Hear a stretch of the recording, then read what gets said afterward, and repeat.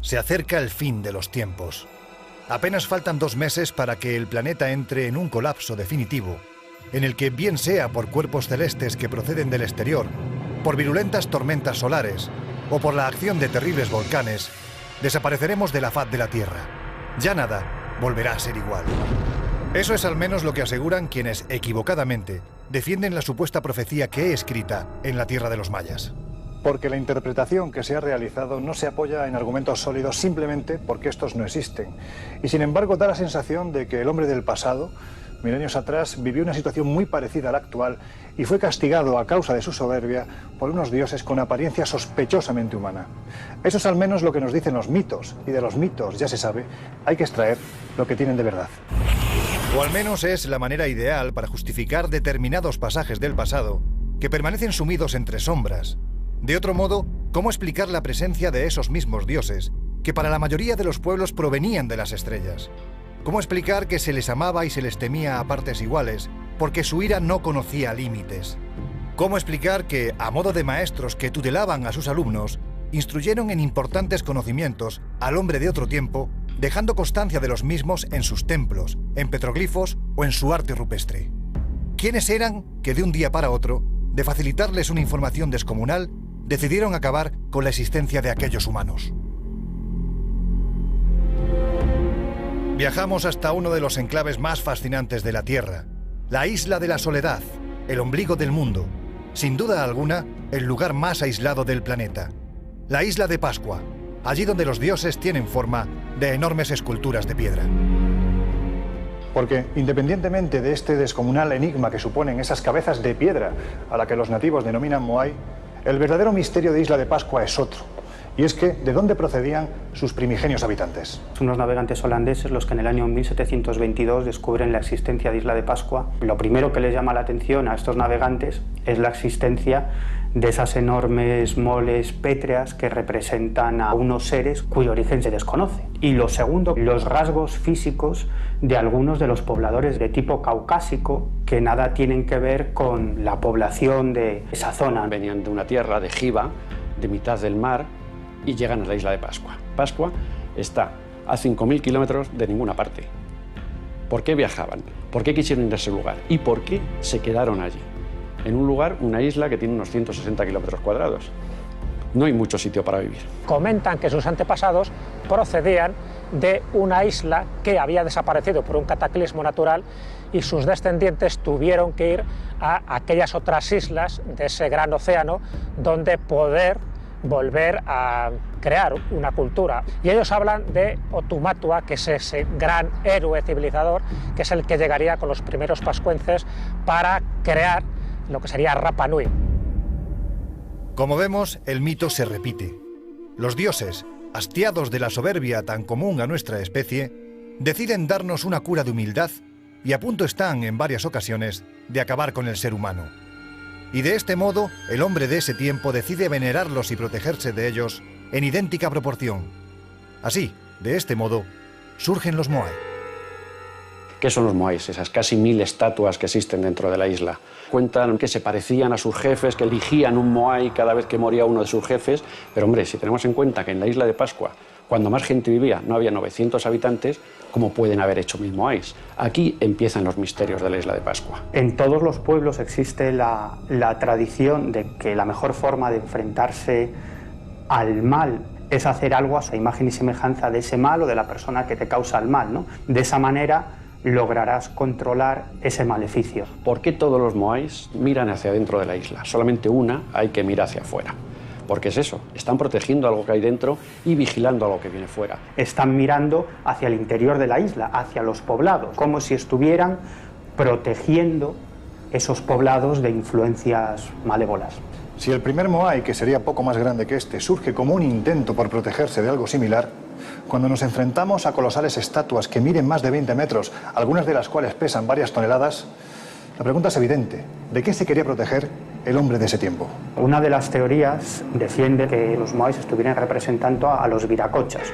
los dioses blancos, los dioses instructores de numerosos pueblos de la América precolombina que podrían haber llegado a Pascua. La pregunta es si esos dioses instructores no fuesen tan positivos como nos cuenta la tradición y si tuviesen algún tipo de elementos un tanto terroríficos. No estaban representando a nadie. La realidad es que se protegían del mal. Tú vas por la noche a donde están puestas las estatuas, te bajas del coche y el suelo está absolutamente lleno de cucarachas. Haces una foto en esos momentos y veréis lo que los moais son por la noche. Las energías que se están moviendo ahí, los orbs, que son las bolas energéticas volando que los rodean.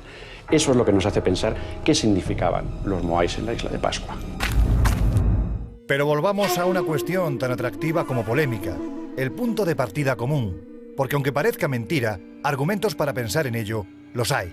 Eso es al menos lo que podemos determinar al contemplar las plataformas funerarias más antiguas sobre las que se sustentan los moai y la técnica constructiva que se utilizaba en el mundo inca, tan particular en sus trazas que es imposible hablar de casualidad.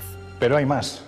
A la monumentalidad de ambas culturas hay que añadir que tanto el pueblo inca como el Rapa Nui denominaban al epicentro de su civilización de la misma forma. Pero lo cierto es que hay muchas coincidencias entre ellos, hasta el nombre de la isla. Ellos llamaban a la isla de Pascua el ombligo del mundo. La capital de los incas del Tahuantinsuyo era Cuzco, que significa exactamente lo mismo, el ombligo del mundo.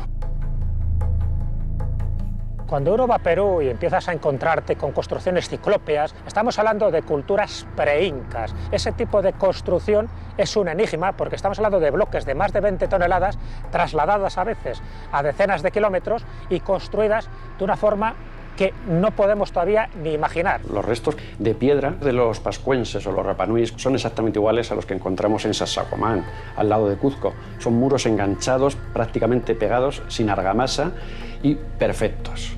Entonces, ¿quién les enseñó a hacer eso? ¿Es la casualidad? ¿Los incas navegaban o fueron los pascuenses, lo que más bien parece, que llegaron también a la costa y fueron los que empezaron a poblar la costa del Perú? Hay una leyenda andina que dice que los dioses antes de irse entregan dos regalos al ser humano. Uno es las hojas de coca para que aguanten esa altitud y la otra sería una planta, la hotcha, que podría ablandar la piedra y por lo tanto construir esos monumentos megalíticos de la mejor forma posible. Así pues, o hablamos de casualidad o tuvieron el mismo maestro. Pero continuemos nuestro viaje. Semanas atrás nos acercamos a este fascinante complejo arquitectónico, el Parque de las Pirámides de Güímar. Porque de las Islas Canarias se ha dicho que formaron parte de un supercontinente hundido en la noche de los tiempos en esta otra parte de la Tierra. Y hay expertos que defienden que, entre otros vestigios, las pirámides de Güímar serían lo más importante.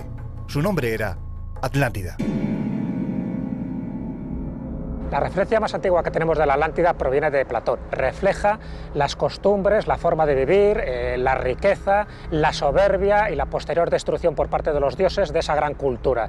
Hablan de que existía una isla más allá de las columnas de Hércules, tan grande como Asia y Libia juntas. Las columnas de Hércules era perfectamente conocido en el mundo antiguo, que eran el estrecho de Gibraltar. Platón, en su diálogo Critias, relaciona la Atlántida con Egipto. En el mundo de la cultura egipcia, curiosamente, hay una tradición de pueblos marineros que vinieron del occidente, que eran semidioses, semisacerdotes, que trajeron la religión a Egipto. Las cronologías coincidirían y por tanto es una hipótesis literaria, pero bueno, que tiene fuentes clásicas, el pensar que estos atlantes tuvieron relación con un incipiente Egipto que empezaba a entrar en el Neolítico, mientras que los atlantes ya conocían el metal. Platón nos dice que más allá de las columnas de Hércules, pero no demasiado lejos, puesto que estos pueblos atlantes comerciaron, incluso guerrearon con otros pueblos de la Riviera Mediterránea, con lo cual no puede estar en mitad del Atlántico, ni Groenlandia, en Irlanda. Nos han dado ubicaciones absolutamente disparatadas. Los mitos no dudan a la hora de ofrecernos una idea aproximada de aquellos que habitaban en el continente atlante. Gentes capaces de dominar el clima, la magia en esencia, con una cultura muy avanzada que nunca antes ni después se ha visto nada igual. ¿Quiénes eran y de dónde procedían? Todo nos indica de que eran humanos, a pesar de que los orígenes de la Atlántida siempre se hace mención a los dioses, tanto como dioses primigenios como en la decisión de destruir la Atlántida, porque los hombres de alguna forma no supieron aprovechar esos conocimientos que habían adquirido durante generaciones enteras. Cuando la fuerza de los relatos que nos hablan de la Atlántida son recurrentes en todo el planeta, parece lógico pensar que el fundamento de todas esas historias sea real y que a lo mejor esos dioses o semidioses que poblaron la Tierra en la más remota antigüedad fueran en realidad seres venidos de las estrellas, que vinieron a instruir a los seres humanos y que en definitiva interfirieron en el desarrollo de nuestra civilización. Las gentes de la Atlántida se supone que tenían una serie de tecnologías que hemos perdido, que eran de origen superior y que posiblemente tenían un origen extraterrestre. Los mitos del pasado recurren a la posibilidad de que unos seres venidos de las estrellas vinieran a instruir a los hombres y por lo tanto a influir en su desarrollo. Algunos visionarios, como por ejemplo Edgar Cayce, llegaron a detectar incluso una serie de rayos cósmicos o de elementos que se habrían mantenido mediante cristales dentro de las profundidades marinas justo desde el tiempo en que la civilización desapareció. Sea como fuere, si hubo un pueblo en el pasado capaz de manejar la magia como pocos y de erigir templos que todavía hoy sobrecogen a quienes los contemplan, ese es Egipto, el mítico país de los faraones donde, como ocurre en los lugares tocados por la mano de esos dioses, todo parece estar levantado a escala gigantesca. Y es que en los mitos del país de los faraones también se habla de la existencia de un continente que se hundió hace milenios al que denominaban Keftiu. Keftiu hace referencia a la isla de Creta habitada por los cretenses. A la caída de la civilización cretense como consecuencia de la explosión de la isla de Tera, los egipcios siguieron comerciando y contactando con los micénicos, sus sucesores. En el año 1600 a.C. y la erupción del volcán Tera, es decir, lo que actualmente es Santorini, generó una devastación que destruyó toda una cultura, una civilización, que fue la civilización minoica, que tuvo consecuencias incluso en las famosas plagas de Egipto que se mencionan en la Biblia. De ahí que ese mito de la Atlántida haga referencia a esa explosión de la isla de Tera que se debió sentir en todo el mundo mediterráneo. Llegados a este punto, podríamos establecer algún tipo de conexión entre estos personajes y los dioses que siglos después aparecerían en algunas partes del planeta, especialmente la América precolombina. ¿Serían los herederos de aquellos que en tiempos remotos habitaron el mítico continente? ¿O por el contrario, como aseguran las tradiciones de medio mundo, procedían de las estrellas? ¿Justificaría de algún modo que el hombre tuviese un miedo ancestral a dichas entidades tan físicas que interactuaban con ellos? Sea como fuere, las referencias a míticos continentes habitados por gentes muy especiales que desaparecen de la noche a la mañana, aparecen constantemente en otras culturas del planeta. Aquí, en el altiplano de Perú y Bolivia, se habla de grandes catástrofes pasadas de las que devendría todo lo que existe. Y además, se hace referencia a un lugar del que todo procede, en un entorno que no parece estar hecho a escala humana, sino, una vez más, a escala de gigantes. Los aymaras son uno de los pueblos más extraños de este planeta. Venían de una tierra llamada Al-Antis, otra casualidad de que nos vuelve a demostrar que existía una tierra más allá del mar. Son grandes navegantes en el mismo lago Titicaca. Los primeros habitantes del valle Titicaca solo tenían una condición que les habían impuesto los dioses, que no subieran a las montañas a recoger el fuego sagrado. Como siempre ocurre en este tipo de tradiciones, rompen ese tabú, consiguen ese fuego de los dioses y los dioses les castigan. ¿Cómo les castigan? Con un gran diluvio y se genera el lago Titicaca.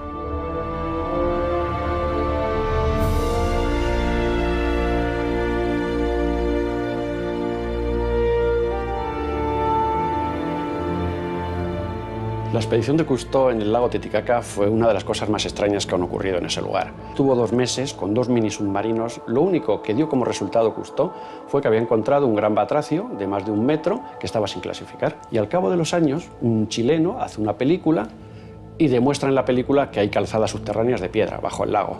La contestación de Cousteau: es tan grande el lago y hay tanto fango abajo que cualquier cosa puede haber allí. ¿Qué encontró Cousteau y no quiso contarnos? Las leyendas locales parecen remontar la antigüedad de esta mítica y mística ciudad de Tiahuanaco, ubicada en el altiplano boliviano, a 25.000 años de antigüedad. En ese tiempo, seres venidos de las estrellas habrían mantenido contactos con las hijas de los hombres y habrían dado lugar a una edad dorada en el que un desarrollo tecnológico habría propiciado la construcción de esos grandes bloques que podemos encontrar dentro de esta civilización. Y es que no hay que ser demasiado perspicaz para darse cuenta de que este es un lugar diferente, único, Porque si ya es absurda la antigüedad que le atribuye la tradición, cuando accedemos al interior de la ciudadela, lo que allí encontramos es lo suficientemente extraño como para enmarcarlo exclusivamente en el ámbito del mito. Tiahuanaco en sí es todo un misterio, en el que podemos encontrar montones de representaciones religiosas, culturales, que no vamos a volver a ver en ninguna otra cultura de Hispanoamérica.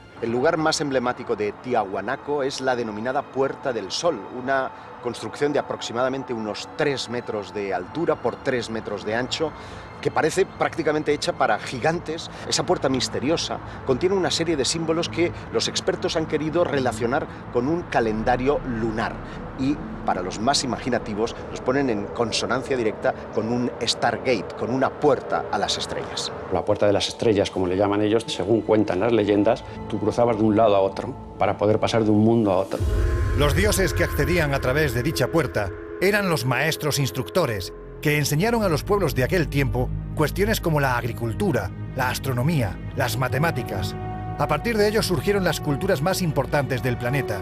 Pero, ¿quiénes eran y de dónde venían?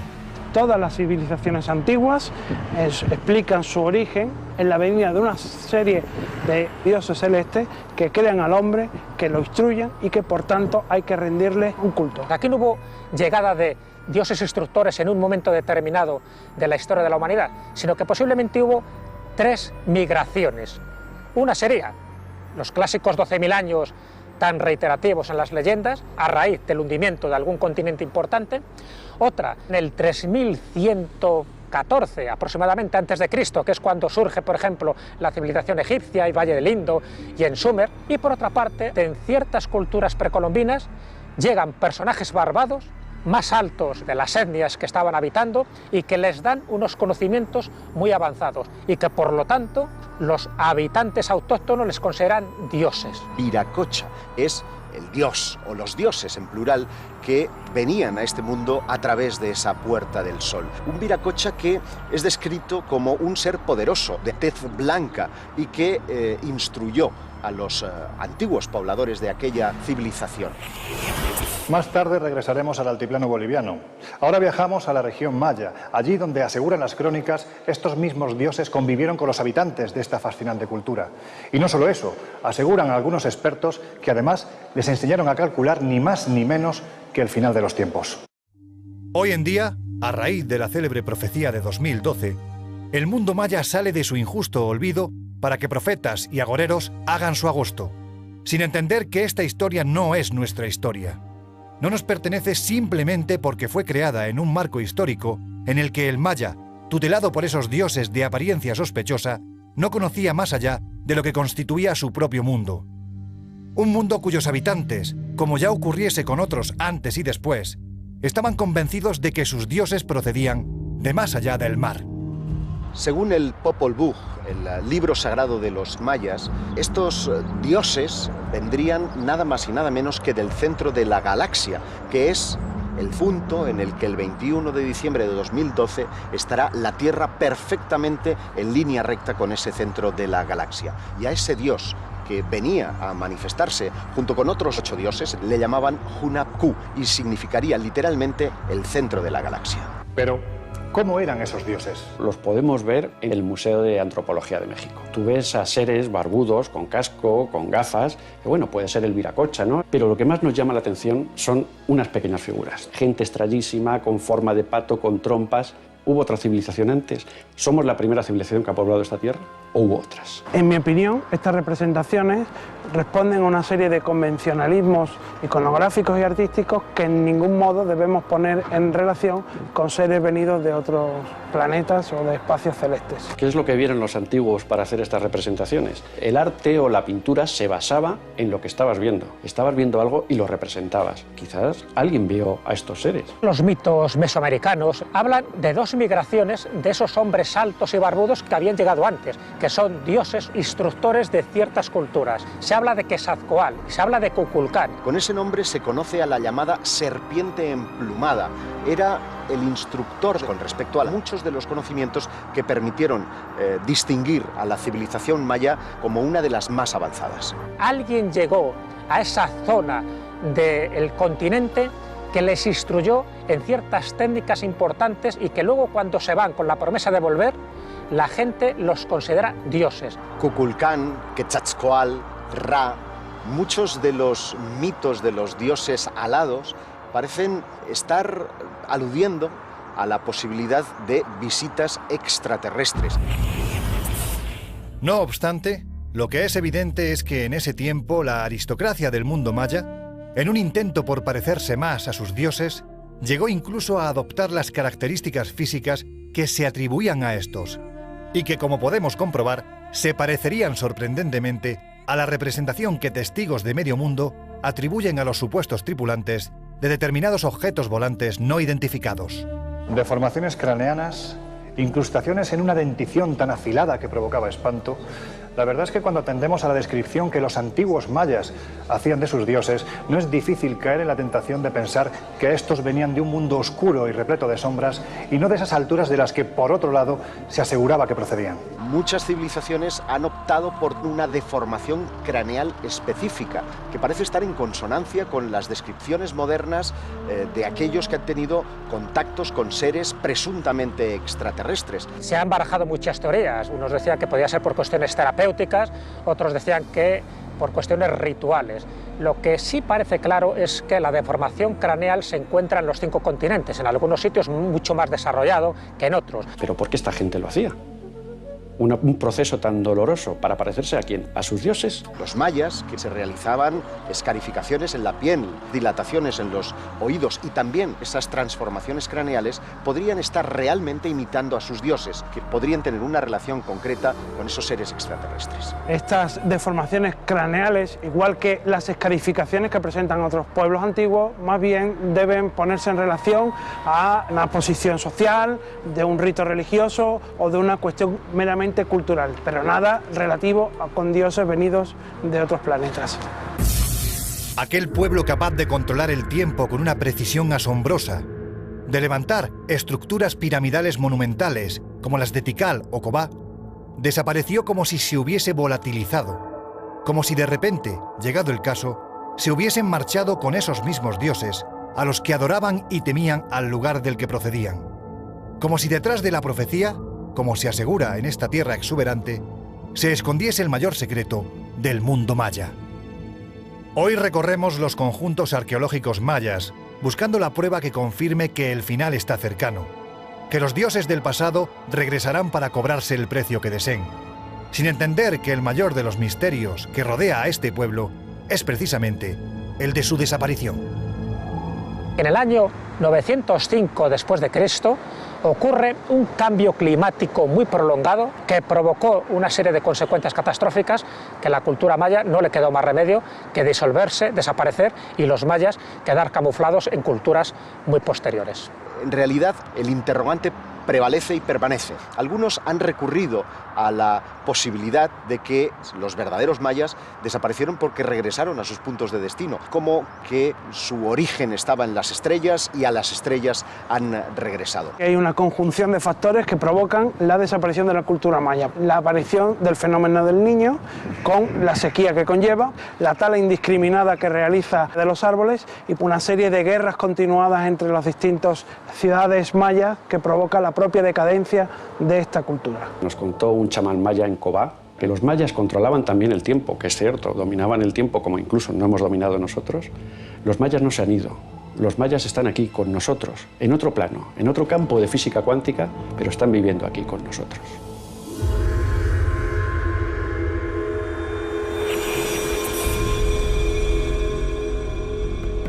Regresamos por unos instantes a la ciudadela de Tiahuanaco. Allí, en las entrañas de la misma, hay un lugar muy especial.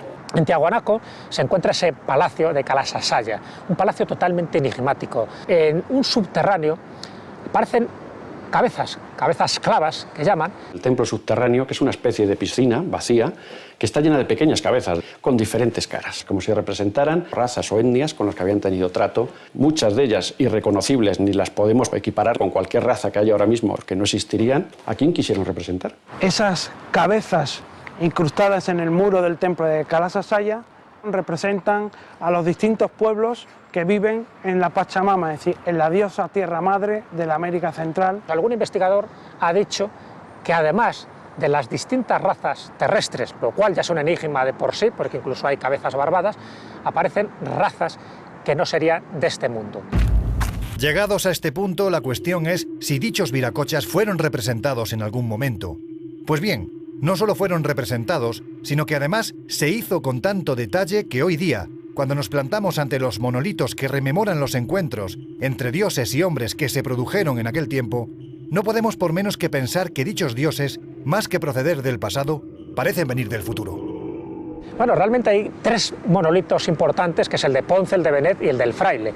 La verdad que cada uno de ellos tiene su historia, porque parece que representan a personajes humanos pero divinizados, con una serie de atuendos, de tocados, con objetos en sus manos. En Tiahuanaco uno puede observar unos misteriosos monolitos con unas facciones un tanto singulares. Ninguna de las etnias persistentes en toda Mesoamérica comparte ninguno de esos rasgos físicos. En Tiahuanaco uno de los mayores descubrimientos fueron los monolitos de Ponce y de Benet. Son seres gigantescos, por ejemplo el de Ponce. Ese personaje lleva un casco, lleva gafas, lleva una forma súper extraña en las manos, tiene aparatos que no podríamos catalogar ahora mismo en las manos. Podrían estar o bien en relación con los mitos de la Atlántida, como de esa posible raza de dioses venidos de las estrellas. La similitud entre los moais de Isla de Pascua y los monolitos de Tiahuanaco parece bastante evidente. Quizás ambas culturas querían representar lo mismo, a esos dioses instructores que bien podrían haber llegado a Tiahuanaco y también a Isla de Pascua.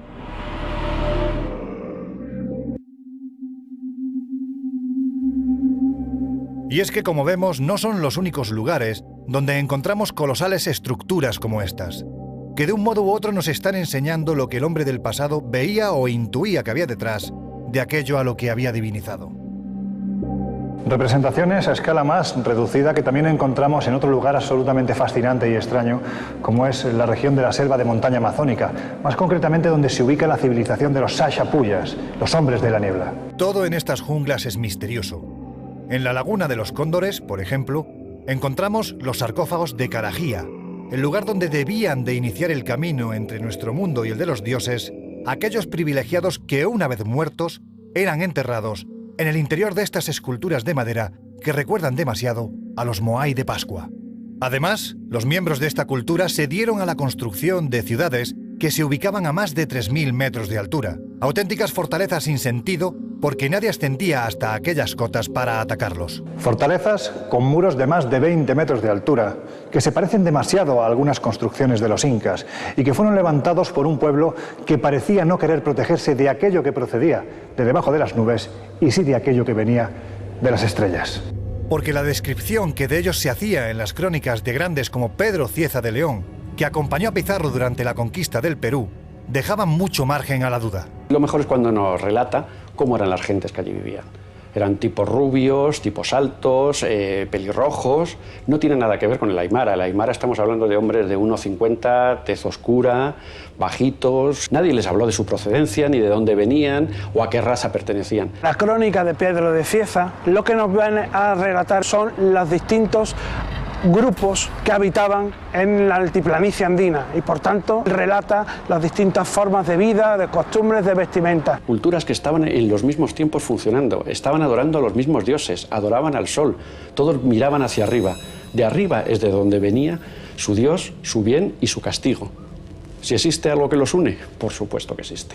Podría tener mucho que ver con la existencia de la Atlántida, ¿no? Porque los primeros pobladores de Isla de Pascua vivían en una isla en medio de los mares llamada Giva, que en un momento determinado fue sumergida por las aguas. Y esos pobladores de esa extraña isla llamada Giva finalmente recalaron en Isla de Pascua. Nunca debemos relacionarlas con distintos dioses o distintos seres venidos de otros planetas. La mayor muestra de una gran fortaleza la tenemos en la ciudad de Cuela. Una ciudad con murallas ciclópeas, una pequeña puerta para acceder a ella, no se puede entrar por otro lado, con lo cual gente de gran tamaño o gigantes jamás podrían entrar ahí.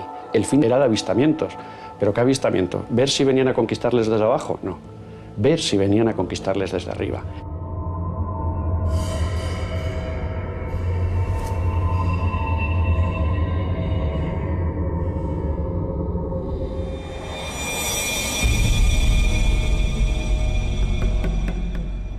En la década de los 70, el autor de este libro, el suizo Erich von Däniken, nos mostró otra forma de interpretar el pasado. No en vano, él aseguraba que a lo largo y ancho del planeta había una serie de vestigios que de una forma u otra advertían de la presencia, en un tiempo muy remoto, de seres extraterrestres. Un claro ejemplo de ello sería, a juicio del polémico escritor, las universales líneas de Nazca, en el desierto del Perú, porque las gigantescas representaciones animales que allí se encuentran, pese al tiempo transcurrido, permanecen sin ser explicadas en su totalidad. Solo hay una certeza en este asunto, que fueron creadas para ser vistas desde arriba. Nazca is still one of the great mysteries in Peru. Nazca continúa siendo uno de los grandes misterios de Perú, un enigma que todavía no ha sido resuelto. En mi opinión, miles de años atrás, los extraterrestres llegaron a esta zona del desierto en busca de uranio, hierro, etc., que encontraron en Nazca. Por supuesto que Nazca no fue un aeropuerto alienígena, porque ellos no necesitaban un aeropuerto, pero sí estos materiales. De ahí se derivó el posterior culto a esos dioses que les profesaron los antiguos habitantes de Nazca y las posteriores representaciones.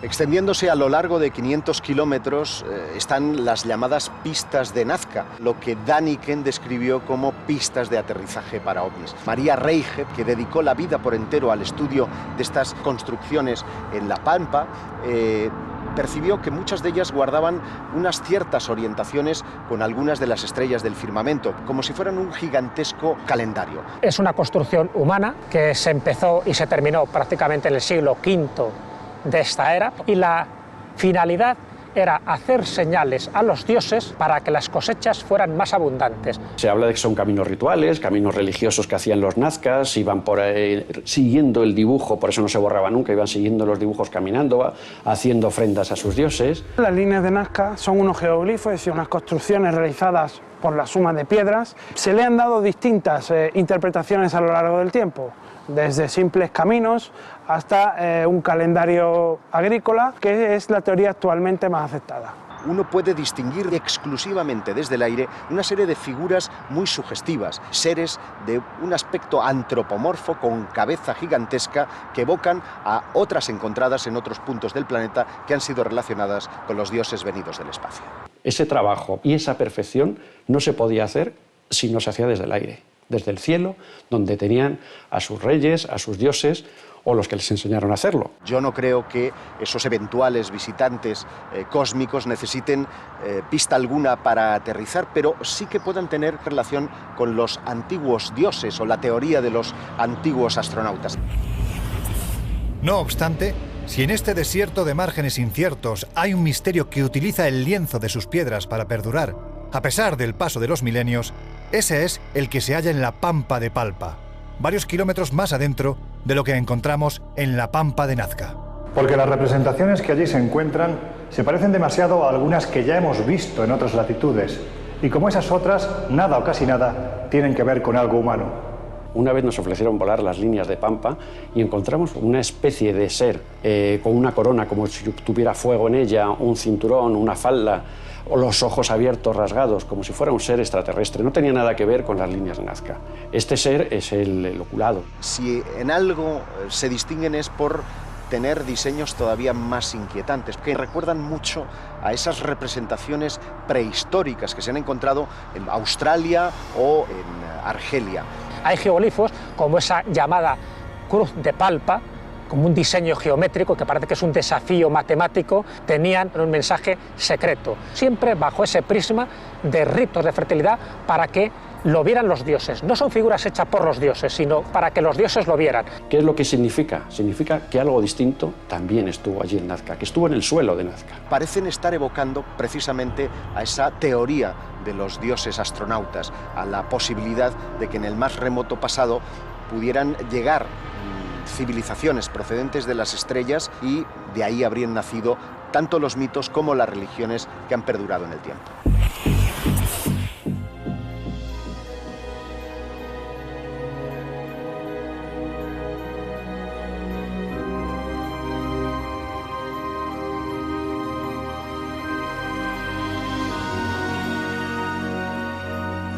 La selva crece en esta parte del planeta, dejando patente que aquí no hacen falta grandes murallas de piedra para protegerse de potenciales enemigos, porque la vegetación hace dicho papel, ocultando de propios y extraños las grandes ciudades que se encuentran en sus entrañas, como si quisiesen esconderse de alguien, como si deseasen ocultar un secreto que jamás debiera ser desvelado.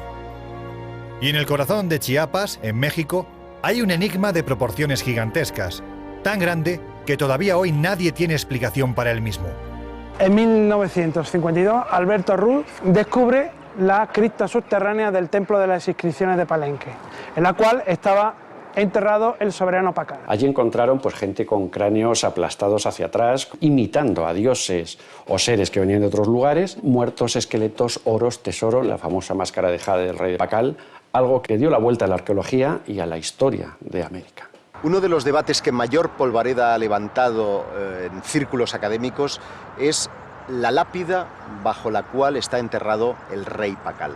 En ella podemos ver al propio rey tocando los instrumentos de lo que a simple vista podría ser interpretado como una cápsula espacial. Esa opinión fue desmontada ya posteriormente, sobre todo por Fernando Jiménez del Oso, quien describió que simplemente se trataba de alguien que había sido puesto en posición fetal como orando a sus dioses. Algunos autores han querido ver un ser de otro planeta. Lo que ahí existe es una representación del dios como dios del maíz que sobrevive a la muerte. No está tripulando ninguna nave, sino que está montado encima de una ceiba, que la ceiba es el árbol sagrado de los mayas. Las raíces de la ceiba están representando el inframundo, el tronco sería la vida terrenal y las ramas sería la parte celestial. Y él está en cuclillas, es decir, esa posición fetal que es lo que indica el morir en una etapa y renacer en la otra etapa. Tú ves ese dibujo, bueno, unos ven la ceiba de la vida.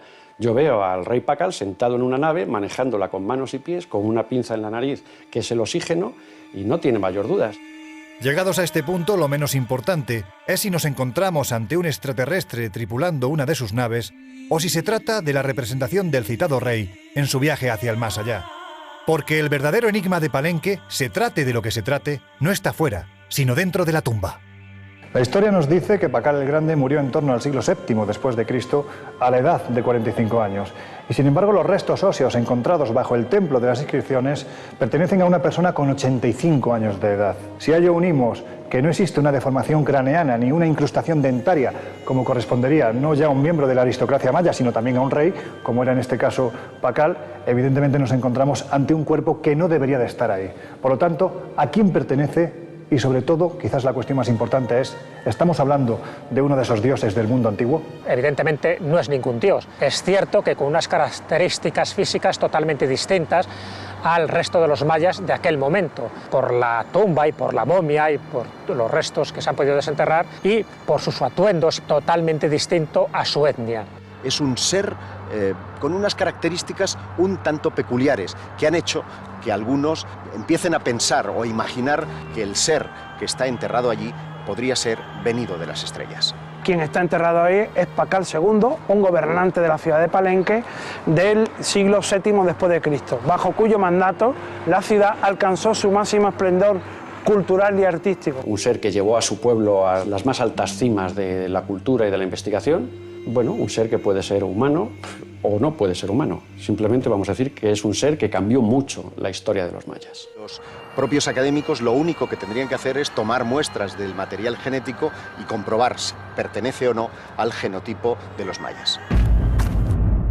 Hoy día, cuando a punto estamos de alcanzar la fecha señalada por la supuesta profecía, miramos hacia estos lugares con sorpresa, conscientes de que el hombre maya pudo ubicar sus ciudades-estado en lugares más benignos para la vida, como las llanuras de Tabasco, y sin embargo decidió ocultarse bajo el espeso manto de la jungla, como si desease pasar desapercibido a ojos de los dioses, pues ya se sabe que estos, antes de marchar, anunciaron su regreso. Todas las leyendas de todo el mundo nos hablan de dioses que instruyeron a los hombres y de dioses que prometieron regresar. Si la Tierra está alineada con el centro de la galaxia ese 21 de diciembre de 2012, ¿por qué no pensar que ese retorno se produce en esa fecha? Hay algunos que defienden que estos dioses procederían de la mítica Atlántida, del continente sumergido, y hay otros que van más allá y apuntan a la posibilidad de que fuesen dioses extraterrestres, es decir, seres procedentes de otro mundo, ¿no? Sí hubo dioses instructores, otra cosa es la procedencia de estos llamados dioses, y dejaron ciertas pruebas, ciertos monumentos que indican que hubo una presencia no humana que en algún momento pudieron ayudar a culturas antiguas, a esos reinos perdidos. Que dicen las crónicas españolas de la conquista de América, que muchos pueblos indígenas consideraron a los españoles como esa reencarnación de los dioses, al menos en los inicios de la conquista. La hipótesis del regreso de los dioses antiguos es una hipótesis muy barajada que se puede extrapolar con extraterrestres, pero los vamos a entender como dioses o ya no vamos a recrear los mitos como se hizo en la antigüedad. ¿Volverán algún día? Yo creo que esos restos están ahí como un desafío a la ciencia, a la arqueología y a la historia. ¿Regresarán los dioses? ¿De dónde? ¿Dónde están habitando hasta ahora? Si pensamos que alguna vez estuvieron, ¿por qué no han de volver? O lo peor, quizás estén ya aquí. Quizás hace mucho tiempo que están con nosotros y nunca se han ido, ¿no? Son los ovnis. Y es que esta historia está escrita sobre la superficie imperecedera de la piedra, desde hace milenios, para que aquello que nos cuenta no se pierda jamás, avisando de que los dioses del tiempo antiguo se revolvieron contra la soberbia del ser humano. Un tiempo que, creamos en profecías o no, se parece demasiado al que nos toca vivir. Abramos los ojos ante las advertencias que nos llegan del pasado, ahora que todavía estamos a tiempo.